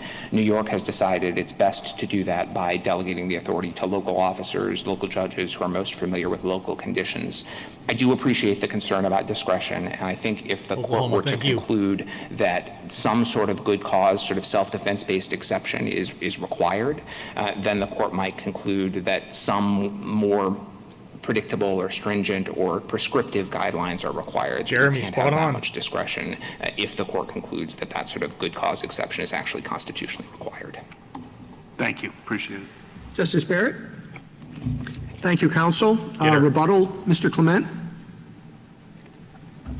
Thank you, Mr. Chief Justice. Just a few quick points in rebuttal. First of all, I want to highlight that when the government was asked for its interest behind this permitting regime, it said that if it went to a different regime, it would multiply the number of firearms in circulation.